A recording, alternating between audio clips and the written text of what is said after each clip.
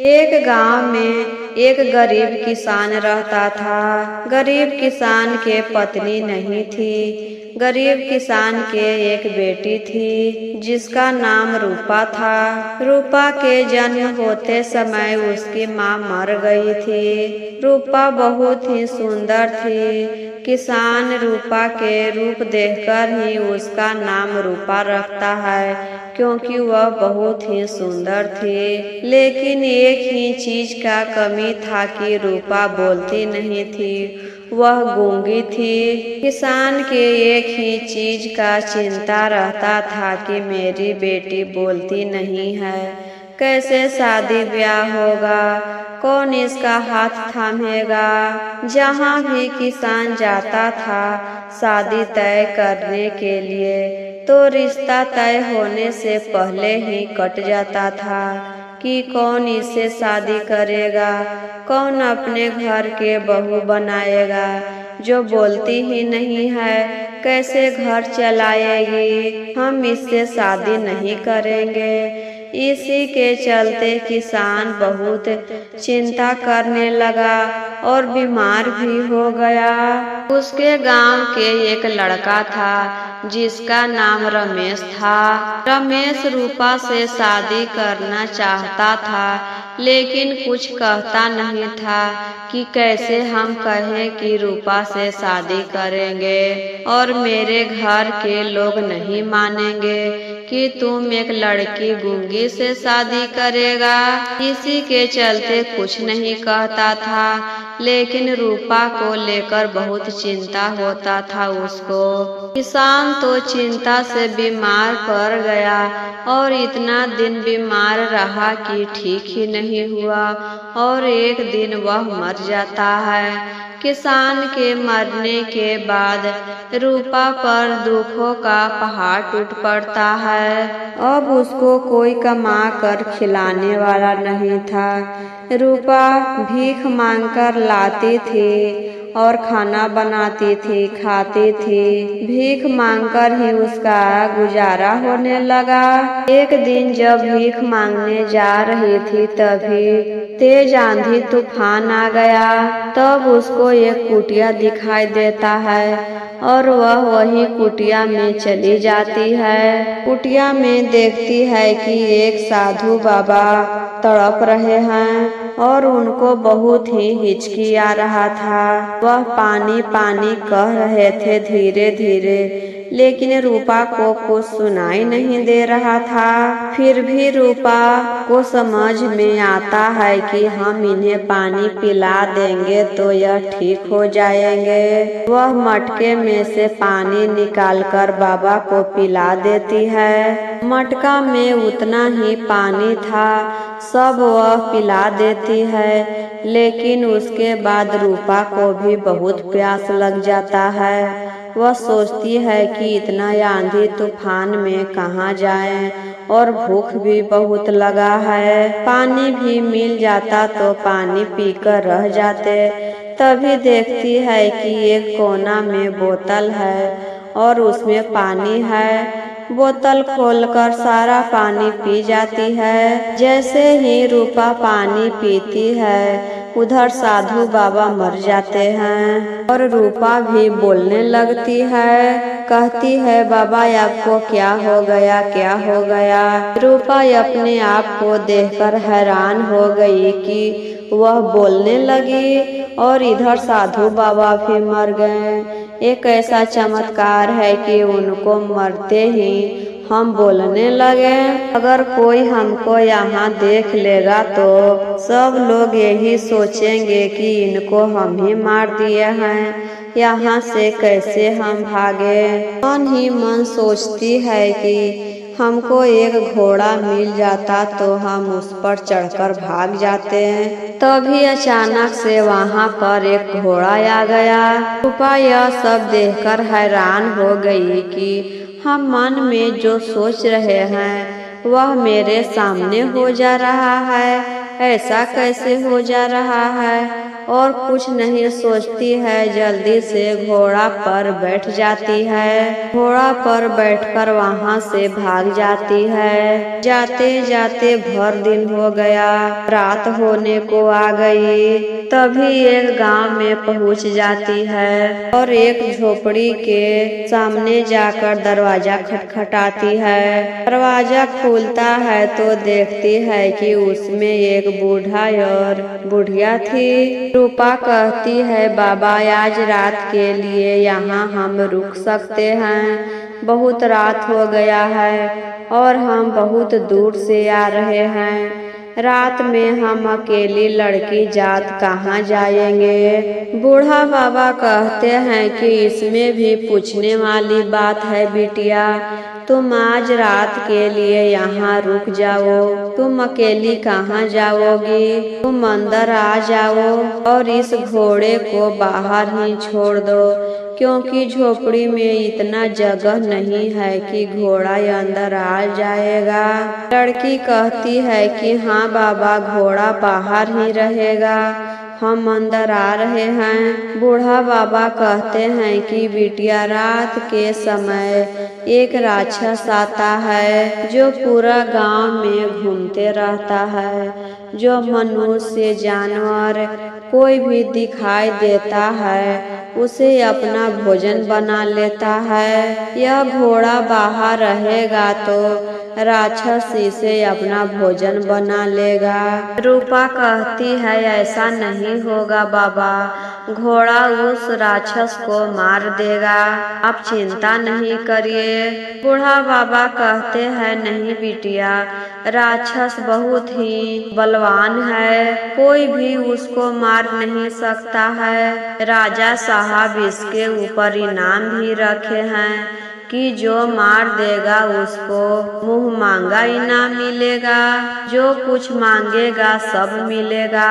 लेकिन आज तक कोई में इतना हिम्मत नहीं कि उस राक्षस को मार सका है।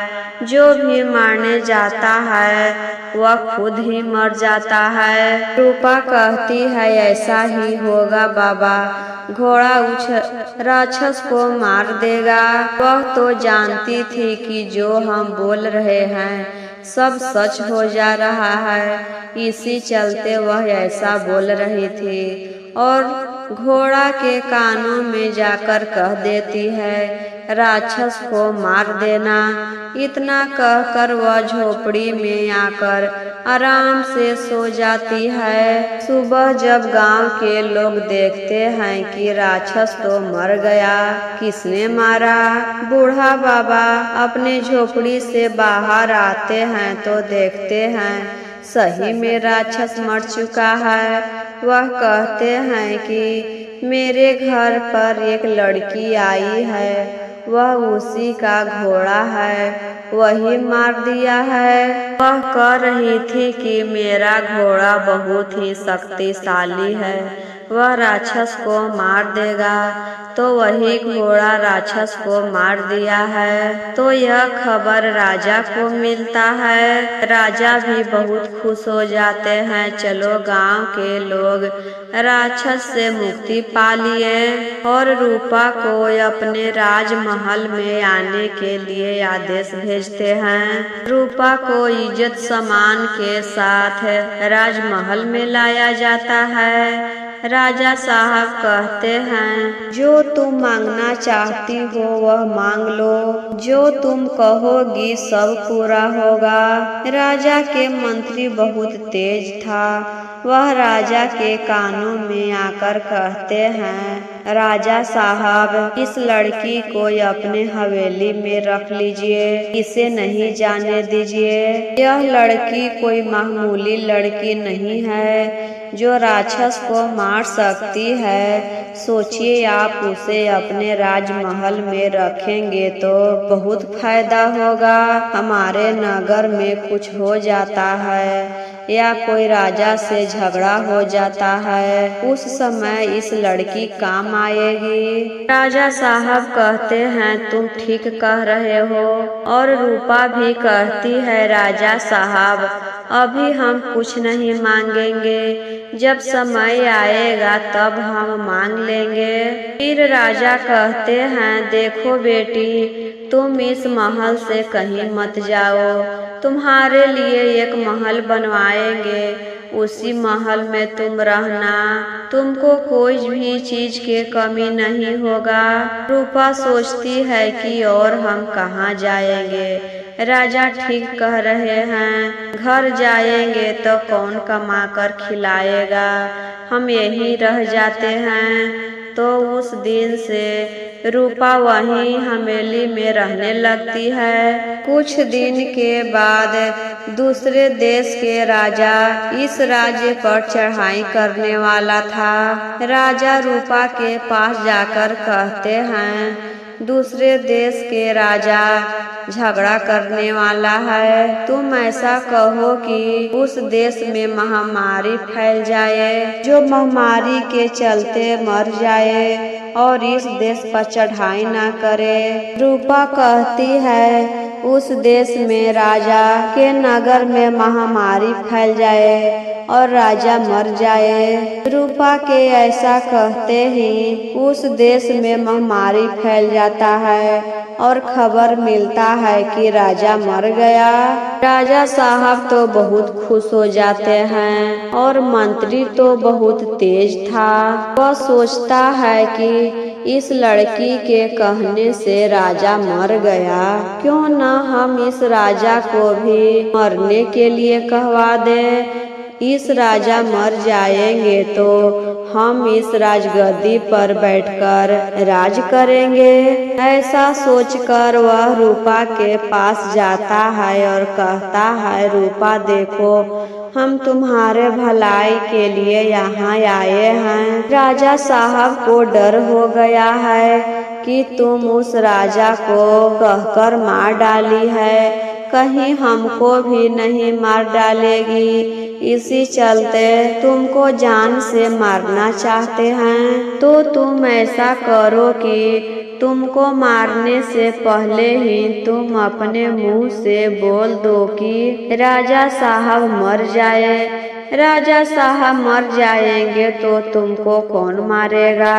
रूपा कहती है नहीं, ऐसा नहीं हो सकता है, राजा साहब भला हमको क्यों मारेंगे, तुम झूठ बोल रहे हो। मंत्री कहता है नहीं रूपा, हम झूठ नहीं बोल रहे हैं, ऐसा ही है। रूपा कहती है कि ठीक है, जब राजा साहब ऐसा सोच रहे होंगे तो वह मर जाएंगे, और कहीं तुम झूठ बोल रहे होगे तो तुम दोनों पैर से लंगड़ा हो जाओगे। रूपा के ऐसा कहते ही मंत्री दोनों पैर से लंगड़ा हो जाता है। तो रूपा समझ जाती है कि मंत्री झूठ बोल रहा है, राजा ऐसा कुछ नहीं सोच रहे हैं। रूपा सब बातें जाकर राजा को बताती है। राजा साहब यह बात सुनकर बहुत खुश हो जाते हैं और मंत्री को अपने देश से निकलवा देते हैं और कहते हैं बेटी तुम जो मांगना चाहती हो मांग लो, सब पूरा हो जाएगा। आज हम बहुत खुश हैं, तुम्हारे जैसा इस दुनिया में कोई नहीं है। रूपा कहती है आप बार बार कह रहे हैं जो मांगना चाहती हो वो मांग लो, जो मांगना चाहती हो वो मांग लो, तो क्या हमको इस राजमहल के रानी बनाएंगे। राजा साहब तो बहुत हैरान हो जाते हैं यह बातें सुनकर। वह कहते हैं बेटी हम तुमको रानी कैसे बना सकते हैं, तुम हमारी बेटी के समान हो और मेरा बेटा तो अभी 8 वर्ष का है, उसका शादी हम तुम्हारे साथ कैसे कर सकते हैं। रूपा कहती है जैसे भी हो कुछ भी हो, आप तो कह रहे थे कि जो कुछ मांगना चाहती हो मांग लो, तो हमने मांग लिया। अब आप जाने कि कैसे हमको महारानी बनाएंगे। तो राजा साहब कहते हैं, ठीक है, तुम जाकर सो जाओ। जब सुबह उठकर तुम्हारा नजर जिस पर पड़ जाएगा, हम उससे तुम्हारा शादी करवा देंगे और उसको अपने गांव का राजा बनवा देंगे।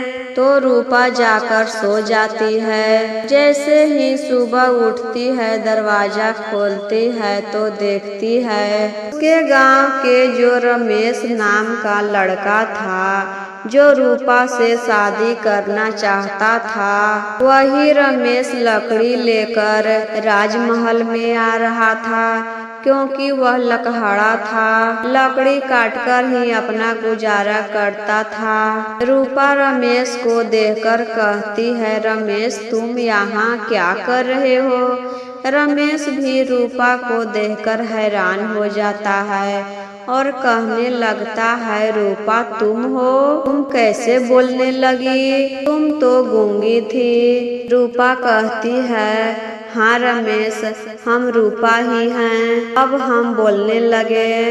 दोनों में बहुत देर तक बातें होते रहता है। तभी राजा साहब देख लेते हैं और कहते हैं, रूपा तुम सबसे पहले किसको देखी? रूपा कहती है, हम रमेश को ही देखे हैं सबसे पहले। तो राजा साहब कहते हैं, तुम दोनों को हम बड़ी धूमधाम से शादी करवाएंगे। तब रमेश शादी के नाम सुनकर बहुत खुश हो जाता है, क्योंकि वह पहले ही रूपा से शादी करना चाहता था। रूपा गूंगी थी, फिर भी रमेश शादी करना चाहता था और आज तो वह बोलने भी लगी थी। राजा साहब बहुत ही धूमधाम से दोनों का शादी करवाते हैं और रमेश को उस गांव के राजा बनवा देते हैं और रूपा महारानी बन जाती है। और उसी दिन से दोनों खुशी खुशी रहने लगते हैं। तो यह कथा आप सभी को कैसा लगा कमेंट बॉक्स में जरूर बताइए और एक बार प्रेम से बोलिए, जय महादेव, हर हर महादेव।